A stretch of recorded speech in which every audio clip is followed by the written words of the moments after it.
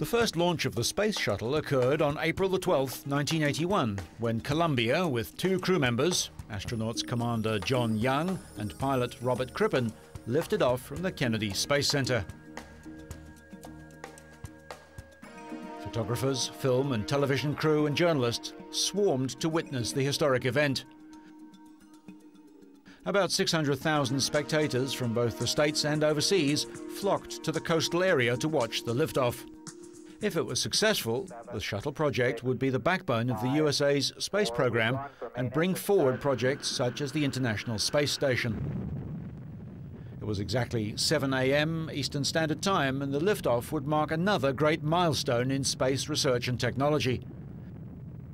The world held its breath when the shuttle rose on its column of exhaust. The solid rocket boosters contained the solid fuel that provides about 71% of the vehicle's lift-off thrust. They were jettisoned 2 minutes after launch at a height of 36 nautical miles. They deployed parachutes and landed in the ocean to be recovered.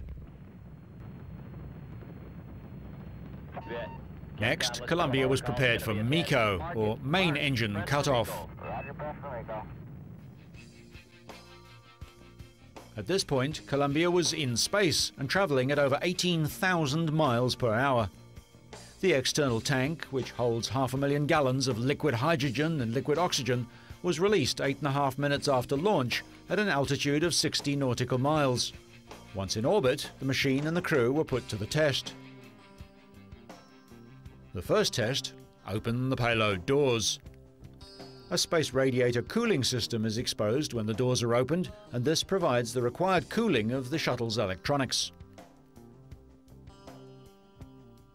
A following test was conducted to check the flight control systems and control surfaces.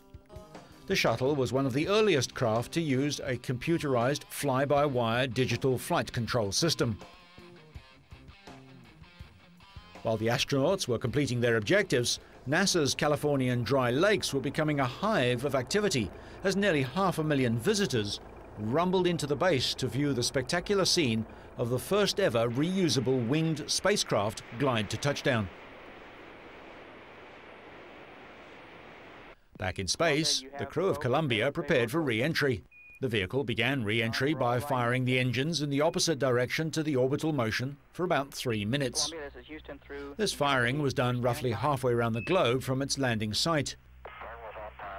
The shuttle did a number of arcs and altitude maneuvers to wash off its Mach 26 velocity.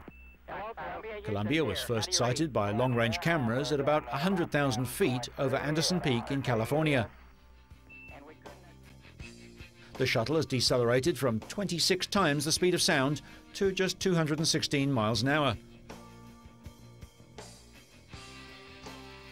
While it completed 2 roll reversals to wash off speed, the shuttle's exterior was subjected to 2,500 degrees of Fahrenheit. No test of this stress could be simulated on Earth, and the astronauts were relying on the accuracy of NASA's engineering calculations of this critical phase of the mission. Although the mission was highly successful, a worrying event did occur.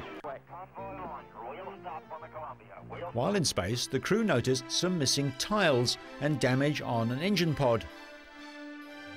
Also, a little publicized detail about the first shuttle mission was that hot gas entered a wheel well on re-entry, which buckled the right main landing gear on touchdown. Were these the signs of things to come? 2 shuttles have been lost, and their loss reminds us that space travel is still perilous.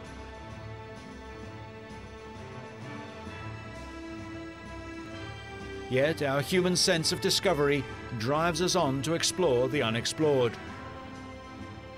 The first shuttle flight is testimony to this.